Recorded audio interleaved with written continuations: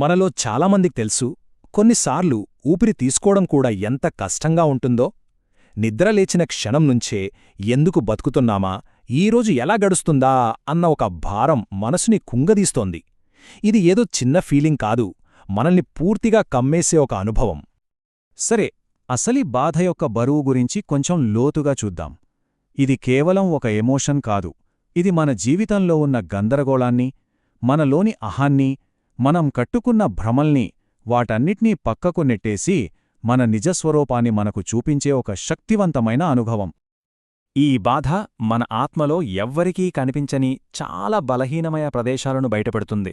మాటల్లో చెప్పలేని ప్రార్థనలు, మౌనంగా కార్చే కన్నీళ్లు, లోపల దాచుకున్న గాయాలు, వీటన్నిటినీ కేవలం పరిశుద్ధాత్ముడు మాత్రమే చూడగలడు. సరిగ్గా ఈ బలహీనమైన క్షణాల్లోనే మనకు తెలియకుండానే ఒక పవిత్రమైన కార్యం మొదలవుతుంది. మరి ఒకవేళ ఈ చీకట్లో, ఈ బాధలోనే ఒక రహస్య కార్యం జరుగుతుంటే, అంతా శూన్యమనిపిస్తున్న ఈ సమయంలోనే ఒక పవిత్రమైన ఉద్దేశ్యం నెరవేరుతుంటే, దాని గురించే మనం ఇప్పుడు తెలుసుకోబోతున్నాం. అంటే మన బాధ అనేది ఒక ఖాళీ ప్రదేశం కాదనమాట, అదొక పవిత్రమైన స్థలం. ఇక్కడ ఒక అద్భుతమైన, దాగి ఉన్న కార్యం జరుగుతూ ఉంటుంది. పరిశుద్ధాత్ముడు మనకు అత్యంత సమీపంలో ఉండి చాలా చురుగ్గా పనిచేసేది ఇక్కడే. మనం ఒంటరిగా నడుస్తున్నామని ఎక్కడైతే అనుకుంటామో, సరిగ్గా అక్కడే పరిశుద్ధాత్ముడు మనకు అత్యంత దగ్గరగా ఉంటాడు. దీనర్థమేంటంటే ఈ కష్టకాలం వృధా కాదని. ఇది శిక్ష కాదు, అంతకన్నా ముఖ్యంగా ఇది ముగింపు అస్సలు కాదు. మన లోపల చాలా నెమ్మదిగా, పవిత్రంగా, శక్తివంతంగా ఏదో అద్భుతం జరుగుతోంది. సరే, మరి ఆ పవిత్ర కార్యం ఎలా జరుగుతుంది? ఆ ప్రక్రియలో పరిశుద్ధాత్ముడు చేసే 7 అద్భుతమైన పనులేంటో ఇప్పుడు చూద్దాం. ఒక్కసారి చూడండి, ఆ 7 పనులు ఇవే.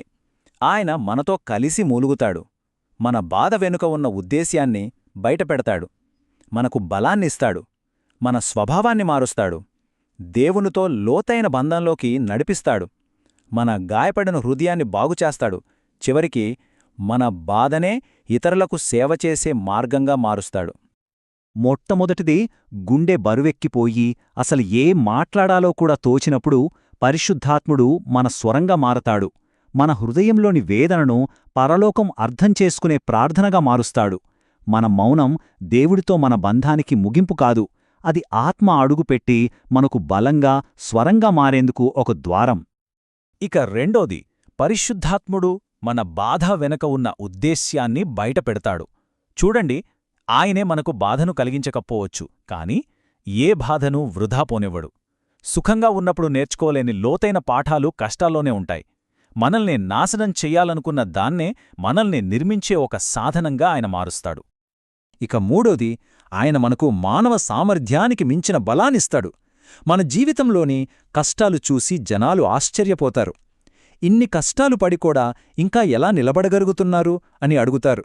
దానికి కారణం మన బలం కాదు, మనలో ఉన్న పరిశుద్ధాత్ముని బలం. మన బలహీనమైన చోట్లను ఆయన తన దైవిక శక్తితో నింపుతాడు. నాలుగోదేంటంటే, పరిశుద్ధాత్ముడు మన బాధను ఒక ఉలిలా వాడుకుంటాడు. అవును, దేవుడు మనల్ని ఎలాగైతే ఉండాలని సృష్టించాడో అలా మారకుండా అడ్డుకుంటున్న ప్రతిదాన్ని చెక్కేయడానికి. జీవితం నెమ్మదించినప్పుడు ఓర్తు, మన ప్రణాళికలు విఫలమైనప్పుడు వినయం, మన హృదయం గాయపడినప్పుడు కరుణ, ఇలాంటి దైవిక గుణాలను మనలో పెంపొందిస్తాడు. మనం విరిగిపోతున్నామనుకున్నప్పుడు నిజానికి ఆయన మనల్ని పునర్నిర్మిస్తున్నాడు. ఐదవది, బాధ మనల్ని దేవుడికి దూరం చెయ్యదు, నిజానికి మరింత దగ్గర చేస్తుంది. మన సొంత శక్తిమీద ఆధారపడటం అనే భ్రమను అది పటాపంచలు చేసి పూర్తిగా దేవునిపైనే ఆధారపడటాన్ని నేర్పుతుంది. ఈ బలహీనతలోనే మన ప్రార్థనలు నిజాయితీగా మారతాయి. ఆయన కేవలం ఆశీర్వదించేవాడే కాదు, మనం కుప్పకూలిపోయినప్పుడు మనల్ని పట్టుకునే దేవుడని కొత్తగా అర్థమవుతుంది. ఇక ఆరోది, పరిశుద్ధాత్ముడు మన హృదయాన్ని దేవుని చిత్తానికి అనుగుణంగా మారుస్తాడు. ఒక అవకాశం చేజారిపోయినప్పుడు, ఒక ప్లాన్ ఫెయిల్ అయినప్పుడు, అప్పుడు నష్టంలా అనిపిస్తుంది కదా. కాని రాను రాను అర్థమవుతోంది అది నష్టం కాదని, దేవుడు మనల్ని సరైన దారిలో పెట్టడానికి చేసిన ఒక ఏర్పాటు అని. మనల్ని నాశనం చేస్తుందనుకున్న బాధే దేవుడు మనకోసం ఉద్దేశించిన జీవితానికి దగ్గర చేస్తుంది. చివరిగా ఏడోది, పరిశుద్ధాత్ముడు మన బాధనే ఒక పరిచర్యగా, ఒక శక్తిగా మార్చేస్తాడు.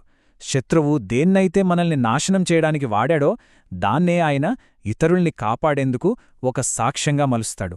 మన విరిగినతనం ఇతరులకు ఒక వంతెనగా మారుతుంది. లోయలో ఆయన మనకు నేర్పిన పాఠాలే ఇంకొకరిని వారి లోయ నుండి పైకి లేపుతాయి. చూసారుగా, ఈ 7 పనులు వేర్వేరుగా అనిపించొచ్చు, కాని అన్నీ కలిస్తే ఒకే కథను చెప్తున్నాయి. మన బాధ నుండి విమోచన, ఒక ఉద్దేశం ఎలా పుడుతుందో ఇది చూపిస్తుంది. మన ప్రార్థనల దగ్గర నుండి మనం ఇతరులకు సహాయం చేసేంతవరకు ప్రతి అడుగులోనూ పరిశుద్ధాత్ముడు నిశ్శబ్దంగా తన పని తాను చేసుకుపోతున్నాడు. సరే, ఇప్పుడు మనం ముగింపుకు వచ్చేస్తున్నాం. మరి ఈ పవిత్ర కార్యం వల్ల చివరికి ఏం జరుగుతుంది?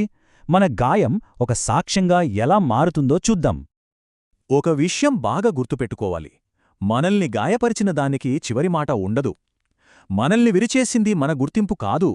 మనల్ని అంతం చెయ్యాలనుకున్నదే దేవుడు మరొకరిని పైకి లేపడానికి ఉపయోగించే సాక్ష్యంగా మారుతుంది. కాబట్టి మనం గుర్తుంచుకోవాల్సిందేంటంటే, ఈ అనుభవం మొత్తం ఒక ముగింపు కాదు, అస్సలు కాదు. ఇది ఒక కొత్త ఆరంభం. ఇది ఒక కథ ముగింపు కాదు, ఒక అద్భుతం యొక్క ఆరంభం. అవును, మనం పడుతున్న ఈ బాధ ముగింపు కాదు. ఇది మన జీవితంలో పరిశుద్ధాత్ముడు ఇంకా విప్పుతున్న ఒక అద్భుతం యొక్క ప్రారంభం. ఒక్క కన్నీటి బొట్టు కూడా వృధా అవలేదు. ఒక్క ప్రార్థన కూడా విస్మరించబడలేదు. ఆయన మన గాయాలలో స్వస్థతను, మన నొప్పులలో ఉద్దేశ్యాన్ని అల్లుతున్నాడు. మరి ఒకవేళ ఇప్పుడు మనం అనుభవిస్తున్న ఈ కష్టమే మన జీవితంలో మొదలవుతున్న అద్భుతమైతే, ఈ చీకటి క్షణమే ఒక కొత్త వెలుగుకు, ఉద్దేశ్యపూర్వకమైన కథకు తొలి అడుగు అయితే, ఒక్కసారి ఆలోచించండి.